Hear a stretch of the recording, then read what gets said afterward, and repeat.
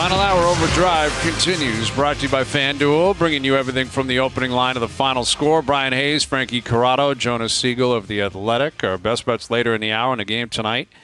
Jays Astros, and you got Yusei Kikuchi on the mound up against Ronel Blanco for the Astros tonight. And they went over the number last night. Jays came out flying.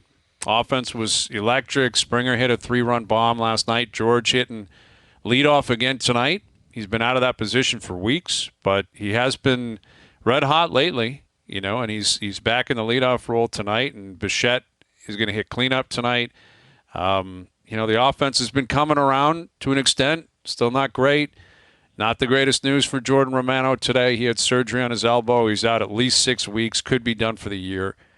But Jays are plugging along. Is that it? Like for the offense, have we kind of reached the capacity for how much they can provide? Like I feel like that's been the constant talk, right? Like, okay, it's underachieving, but there's something there beneath the surface. Like, is this as good as it is? Because if it is, there's so much to overcome as far as where they're at in the season that I don't know. Like it just seems like it would be it's lost insurmountable cause. now. Yeah.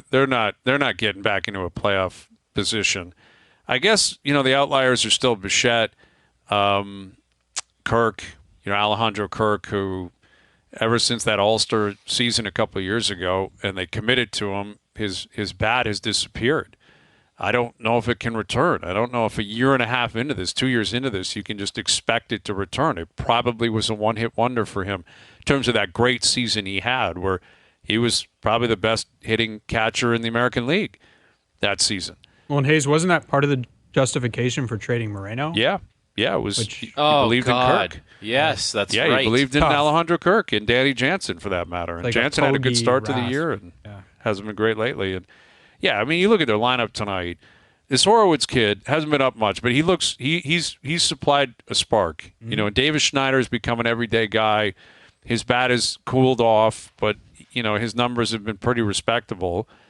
But you got Horowitz hitting second tonight. You've got Schneider. You've got Ernie Clement. You got Addison Barger playing tonight. There's. But where's this going? Like, what is this supposed to be? Like, they don't have top prospects that you. Mm-hmm. I looked today. I think they have 2 in MLB's top 100. Well, one of them is now suspended for now. Yeah, games. Exactly. Right. So it's like, well, what is the play here? I think because they're old. Like, it's going to get ugly. Yeah, I mean, the worst part about it is that it's probably in their best interest to kind of blow it up and restart.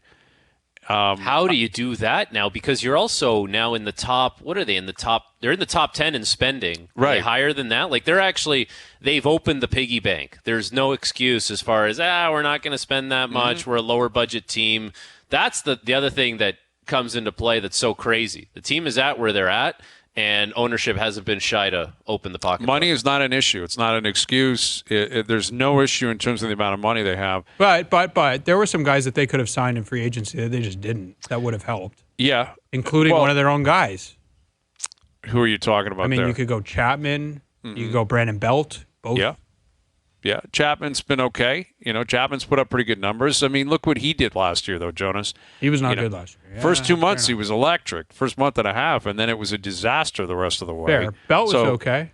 Belt was the opposite of that, wasn't Belt he? was the opposite. Belt had a slow start, and he got cooking. Veteran, though, I don't even know if he wanted to come back. They're not changing your fortunes. No, and they brought Turner in. They brought Kiermaier back. The plan was for those guys to kind of Vogel back to be, But it's like once they lost out on Ohtani, it was like there was no plan. Like, right. What was the backup? I guess the backup was Soto, and there was no. And they weren't getting in on that. Right. So they didn't have enough to trade for him anyway, based on their farm system. And that's the thing. Like, you look at the teams around you, with where the Raptors are at it, and I think the Raptors have accepted it. They're like, we had our run. They won a championship. They were a very good team for a decade. Sports is cyclical. Sometimes you got to take a step back. Very few teams just keep it going for decade after decade after decade. Yeah, but Hayes, they were supposed to do that when Anthopoulos left. They said that. That's what they said. We're stripping it down. We're going to build this thing up, and it's going to be.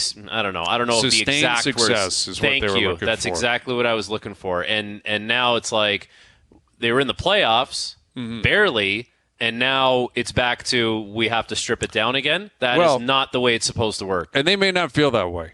Again, they're like Shapiro and Atkins have been here a long time. They almost 10 years. Yeah, it's been almost a decade. It has been a decade, I guess, for Ross. I think he got or Shapiro got here. I guess in 15 he got here, and Ross took over in 16. So yeah, it's been almost a decade. And these are their guys. It's their product. They cannot explain the farm system. Like, that's on them. They obviously missed. The scouting is missed. They've allowed it to get away from them.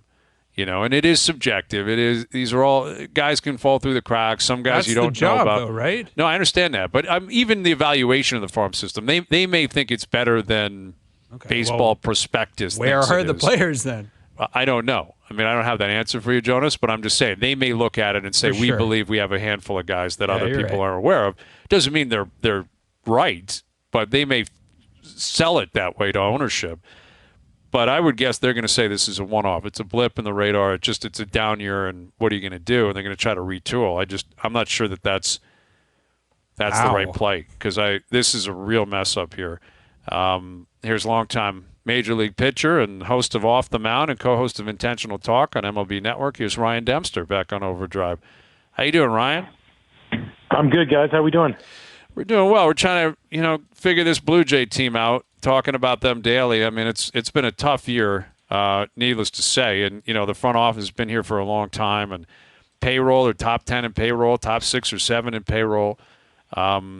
Everyone, there's this big existential conversation up here. Do they have to blow it up? Do they retool? Is it just a blip in the radar? Like, what is your read on the whole organization and what you think their plan should be moving forward?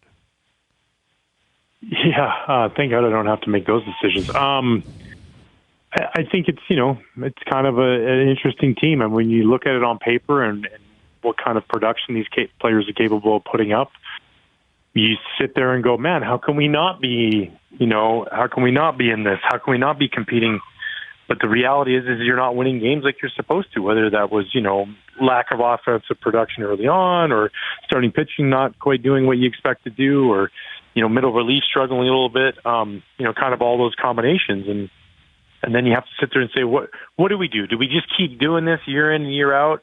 Or do we change things up and make it a little bit different so that we get a better result? And, I don't know if you need to necessarily rebuild, maybe retool, reallocate, move things around, change the scenery from all angles in order to win, because there's no reason why they shouldn't be, but they're not. And to put your finger on it, I can't understand why.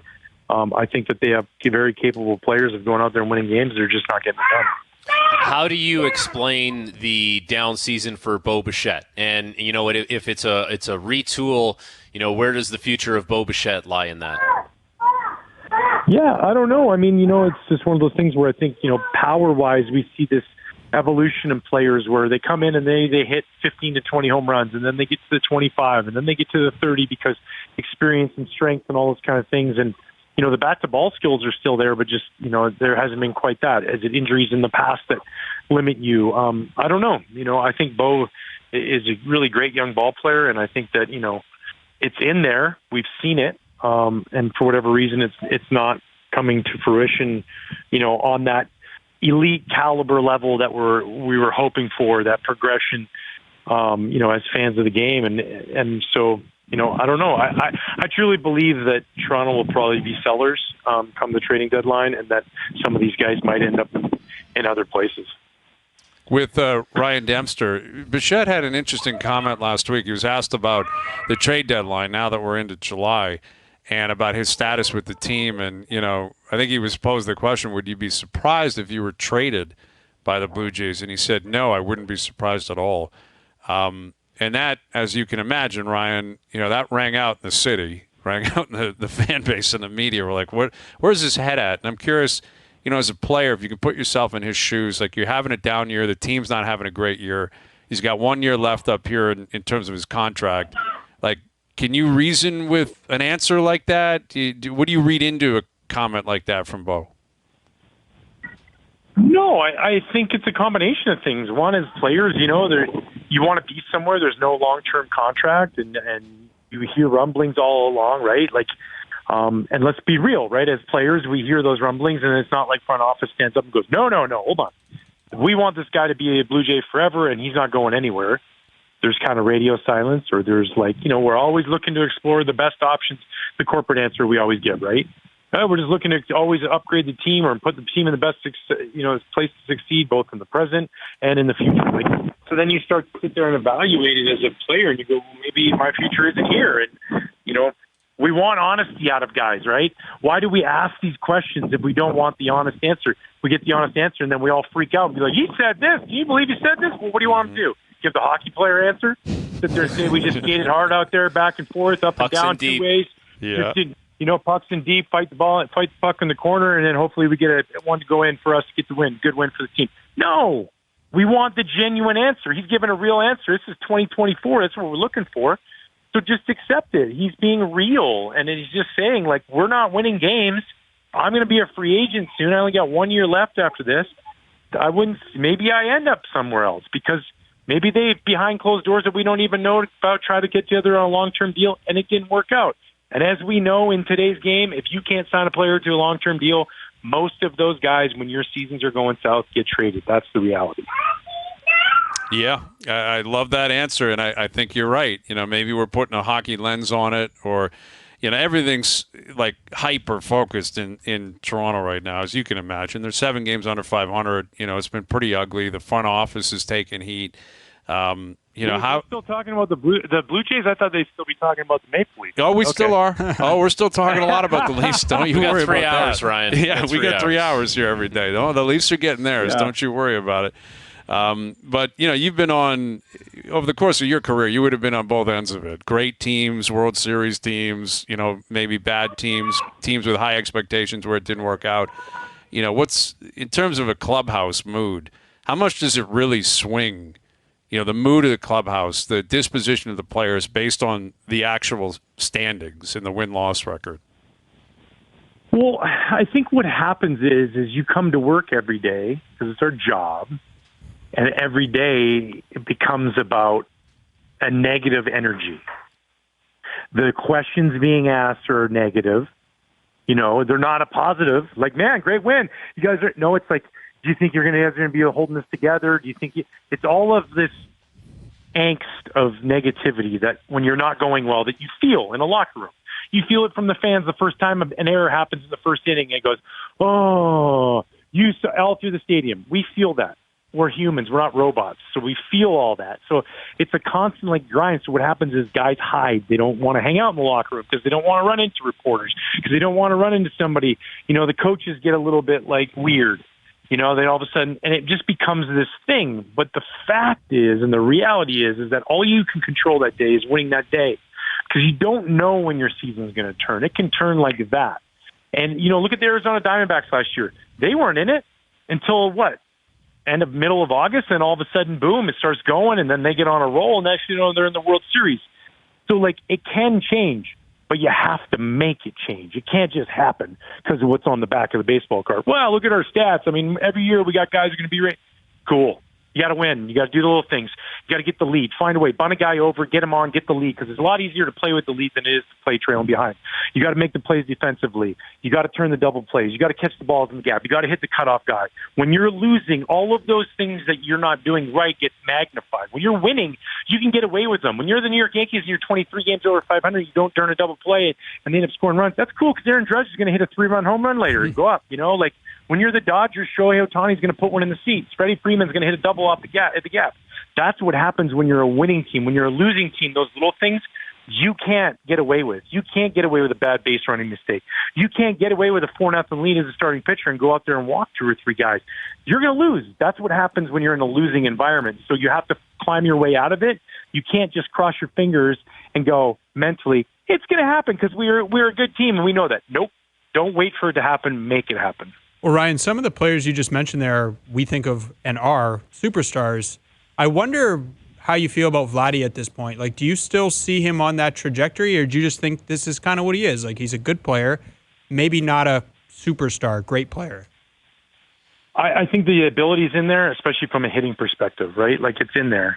But also, I think early on he was unfairly put expectations that he was going to be his dad. Mm-hmm. and we just fell in love with the fascination that he's the next Vlad. Well, like, his dad's a Hall of Famer. Like, I don't care who you are, man, like how good you are. There's very few guys that can go out there and live up to that comparison and take that on. And then at an early age, he's the face of the franchise and doing those things. And that's just, can it happen? For sure. There's Mike Trouts. There's Aaron Judges, those guys. But there's not a lot of those guys if you look around the league. And there's a lot of guys who have good years and then great years and then back to a mediocre year, maybe back-to-back mediocre years.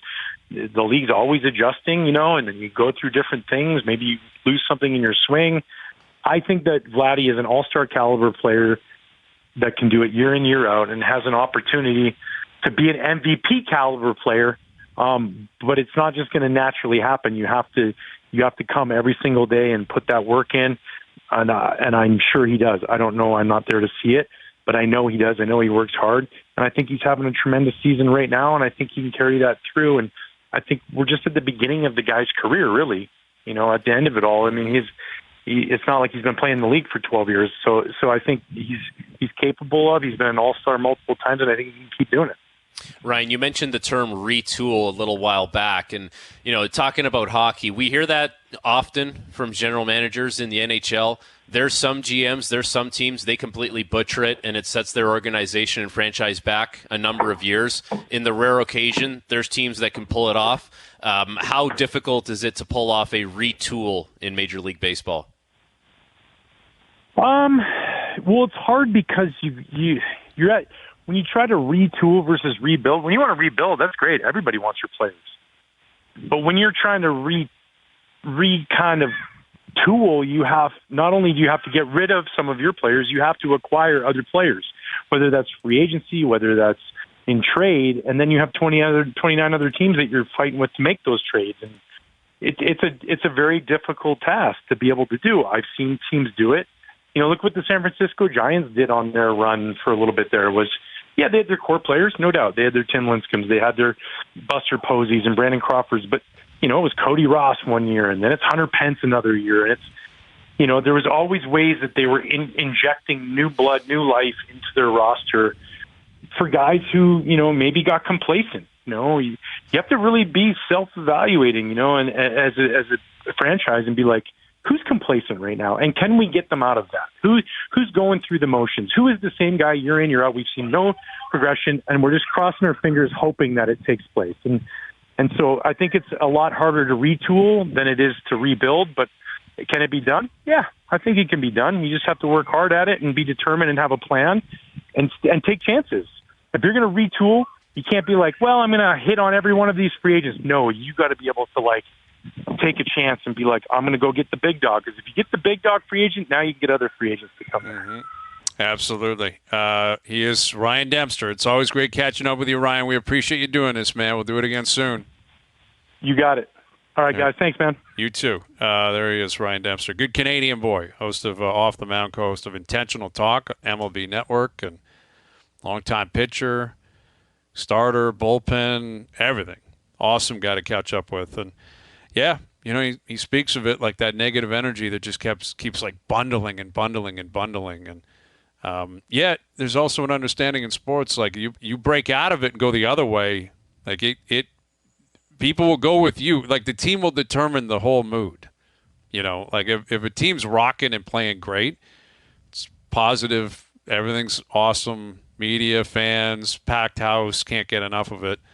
And if it's going the other way, then obviously it's going to be the complete opposite. The teams man. Dictate everything. Like everyone wants to be an Oiler, it seems like, right? Arvidsson, Skinner, the third line comes back. Guys take less money. And, that's an extreme case because of McDavid, because of Draisaitl, because they're one win away from a Stanley Cup. But, to your point, that's you can see it. It's tangible, and it's there, and people want to be a part of that. And, it takes some time for that to change sometimes. But I think if you can do it, well, it doesn't have to take that long. It's just it can go the other way, and it can end up costing you years. Yep, absolutely. Yeah, this is it's pivotal. You got to get it right, and it's a puzzle you're putting together, and you get a couple pieces wrong, or you lose a couple of pieces, it sets you back significantly. And if you get into that rut, because there are examples of that in pro sports. I think the Pistons are probably the best example where you're just a disaster. Like the Carolina Panthers, disaster. How do you get out of that? Like, how do you get out of it? We were talking about the Red Wings. Like, it's like now. Yeah. They were, what was it, 20? How many straight years at the playoffs? Yeah, 23 or 24, 26, something like that, straight years in the playoffs. Now it's like. Now they haven't been in there in years, and I don't think they're going to make it this year. I know they had a good year this year. They were knocking on the door. Like, they had a legit chance of making it this year. They were in until they lost 6 in a row, and everyone else around them won. Like, they couldn't win a game at all, and that was their own doing. It was late February, maybe. They went on a serious skid, and they didn't put the pieces back together after that either. They continued to lose, and then remember the last week of the season, they had to score in the last 10 seconds against Montreal at home to get that game to overtime. Lucas Raymond, I believe, had the overtime winner, and then they played the next night in Montreal, and David Perron scored with 3 seconds left to send that to overtime. But something happened in another game. It was the Philly game. Philly, I think. Philly lost to Washington, and it didn't matter what Detroit had done. But they had it in their own hands. You're right. They blew it. And Philly they pulled their goalie in regulation, even though the game was tied, I think, because they had to win. Mm-hmm. And although it turned out that they were done anyway by that point because Detroit had won or something. It was like crazy. They got the point. Detroit had got the extra point. They took it to overtime. I think it was somewhere in that 2 to 5 minute range before they pulled the goalie. And we don't know how quickly that message got relayed to the bench, but Philly ended up pulling. Philly the goalie. hands it to Washington in the end, and see you later, Detroit. But you put your destiny in the hands of someone else. Your dreams might get crushed, and that's what happened. All right, best bet still to come. Here's the thing, Jonas, still to come. Jonas has got some takes. Frankie and I can respond to those. And more on the Jays game tonight. And Vladimir Tarasenko signing in Detroit. We can get into that again as well in terms of what we were talking about. Where are the Red Wings going? What does that mean for the Panthers as well, looking back on some of the pieces that have left their team, even though they obviously won a couple of weeks ago. Jonas Siegel in here. Frankie Corrado. I'm Bryan Hayes. Overdrive continues. TSN 1050 and on TSN 2. Ray and Jeff, because you guys were players, would you be... Sorry, Brian. You didn't make the league. But here's the thing, though, Jonas. Bad news, Masters. I sunk your battleship. Here's the thing, Jonas. Here's the thing, Jonas. One of our great creations, spawning from me being obnoxious probably more than anything, and Jonas and I just butting heads over the years, like we are known to do, right, Jonas? But it's always professional. It's always cordial, right? Yeah, I take no offense. I don't either, because you are willing to give it as much as you take it. I think vice versa. So here's the thing. I don't know if you've played this before, Frankie, but Jonas will make statements, and we are forced to go against them, even if it's unnatural or you don't really believe in what you're actually saying. Got it. It's mandatory. You have to make a case against whatever Jonas is spewing. And he will be spewing, I'm sure, a lot of things that we will naturally disagree with. And how obnoxious do I have to be? Like, do I have to be condescending while I do this? Yeah, very condescending. Really condescending. Very condescending. Yeah. Very, very condescending. The problem is, like, I've gotten in my head with creating these because I'm like, do I say what I think, or should I try to tee Brian up to get angry? Like, okay. What should I think what you think will tee Brian up to get angry. Your world, you don't Jonas. have to overthink this. Yep, it's your world. We're just living in it right now. All right, well, I have two. Okay. Let's start with number one. You're going to like this one. Yeah. The Blue Jays should extend Vladimir Guerrero and Bo Bichette right now. Okay. Here's the thing. Wait, Jonas. can I just give my case? Yeah, you go ahead. Give your explanation on that. My explanation top rope is this is like it's a low point. So I'm going to get some value here. What else do I have? What am I building around? If they were to trade these guys, yes, they'd maybe get back some interesting pieces in return, but they're not old. Let's take a chance while their value is low. Extend them. Okay. Huh? Here's the thing, Jonas. They don't see themselves as having low value yet. I think that's the problem here is that Bichette and Vladdy, I'm not sure they even look at their own slash line or their offensive numbers. And let's be clear, Vladdy's different. I agree with you in terms of Vladdy. I'm still I don't know if I'm all in on Vladdy, but I'm calling. I'm going to see a turn card. I might even get to the river. I really still have a lot of time for his talents, his approach, his marketability. In the last month and a half, the guy's been, a rock star at the plate. And I don't know if he ever becomes superstar Vladimir Guerrero Jr. I don't know if he becomes MVP Vladdy, but I think he's a building block. I think he's there now, and I think he'll continue to be in the future. Bichette, to me, is a different story. Bo's numbers over the last calendar year have really struggled. This year, they've really struggled. I just can't justify signing him long-term. When I don't know if I want him playing short for me every single day the rest of his career, let alone the next, 5 or 6 years.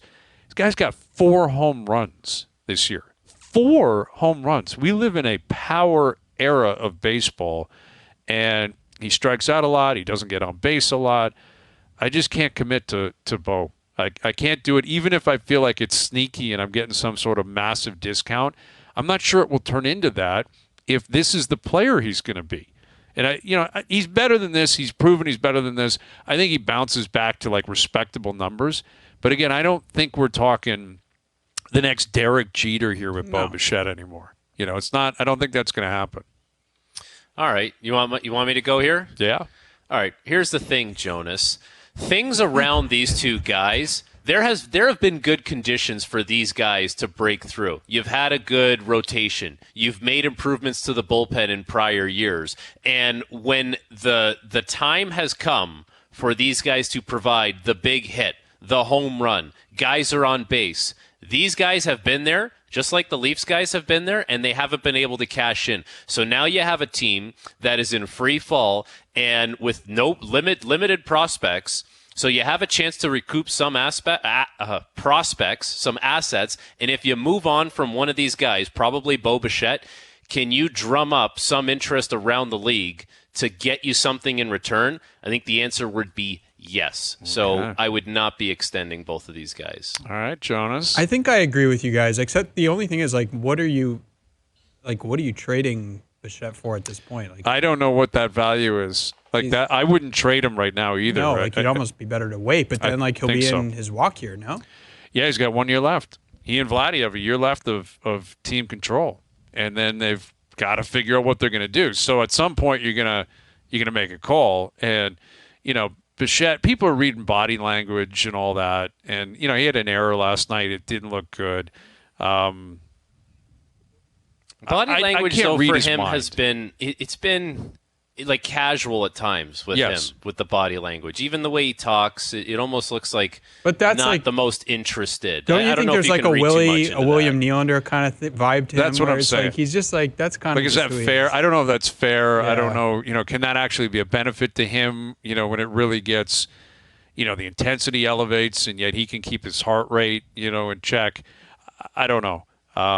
But it's not a good scene for Bichette right now. He's kind of a microcosm of the team, and it may be in his best interest, and he might be thinking in my best interest to find a different place and try to allow his career to explode somewhere else. But I wouldn't be looking to trade him unless he wanted out, unless he demanded it and it was going to get ugly. I can't imagine that'll happen.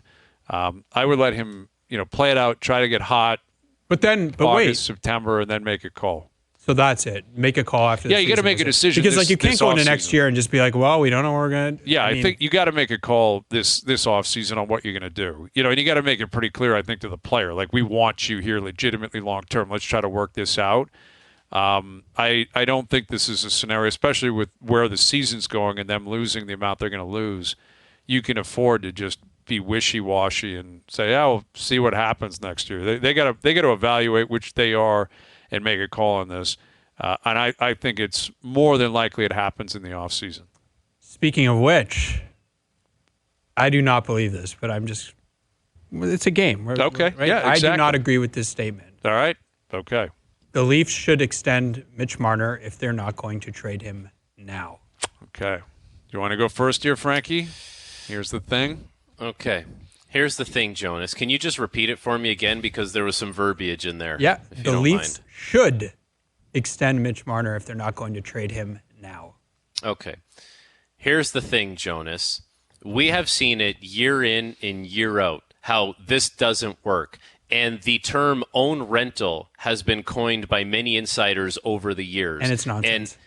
And sure, Yes. but this team is in a win now mode. So if you don't extend him, you can kind of say that you're going to use the cap space. Like, you're getting something out of it if he does walk for free. You're going to have that kind of cap space, and you don't have to bring in, a player who eats up a certain amount of dollar figure and bring him into your cap structure. Now you can just completely start clean and say, we have $11 million off the books, and you can time it with whoever's on the market, and you can weaponize that. And, you have 1 year left of Mitch, let's say. I'm with you. Here's the thing. Whatever Frankie just said, I concur with. I mean, I don't like, if your evaluation was we need to change and maybe we need to, we want Mitch to be the one that moves out, but he doesn't want to move and we're going to respect that. I don't understand how you could go from that to, all right, screw it, let's work on an 8-year deal. Like, that just doesn't make any sense.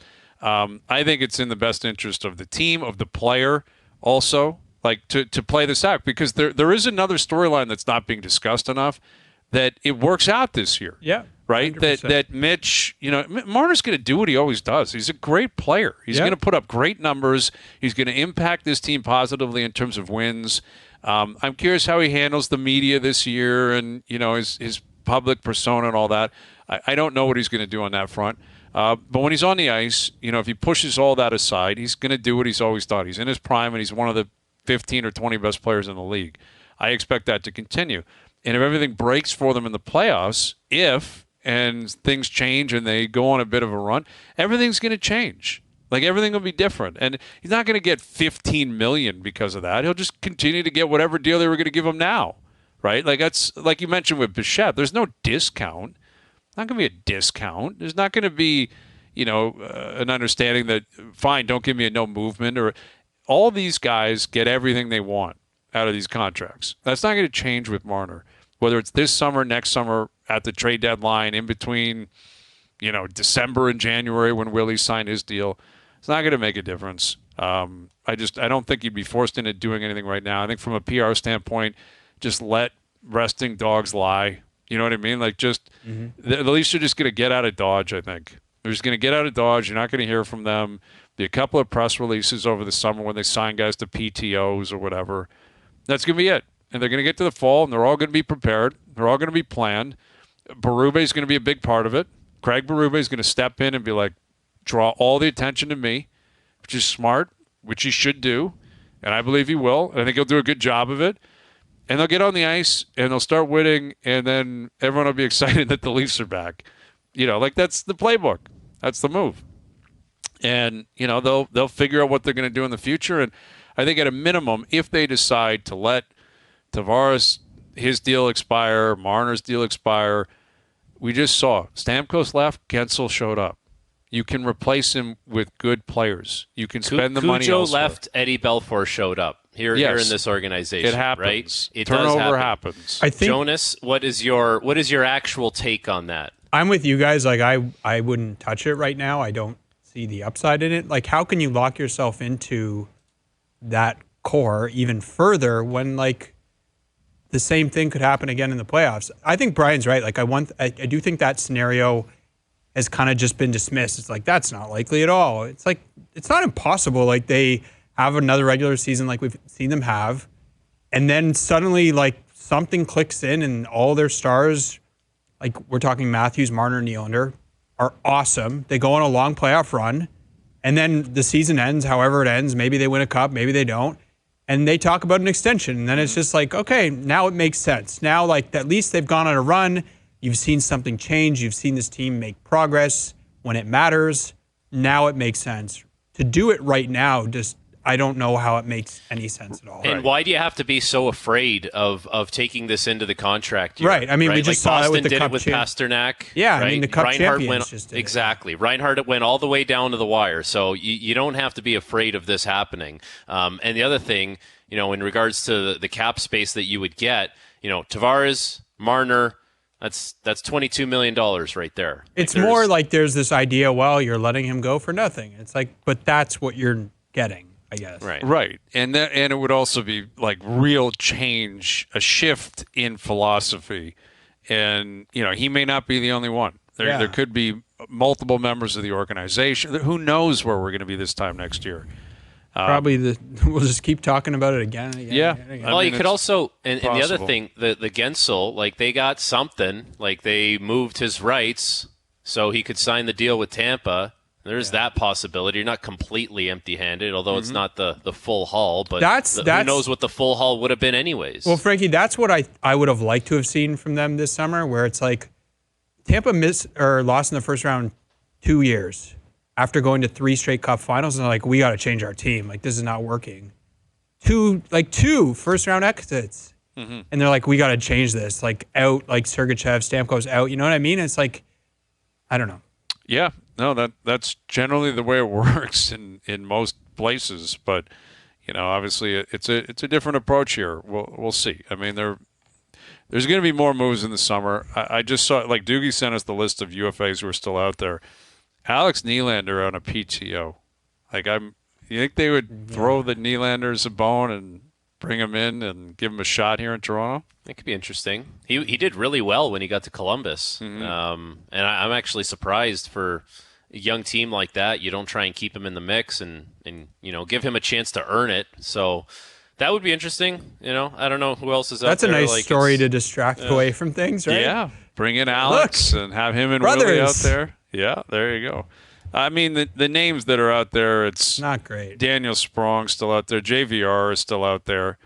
Max Pacioretty, Tyler Johnson.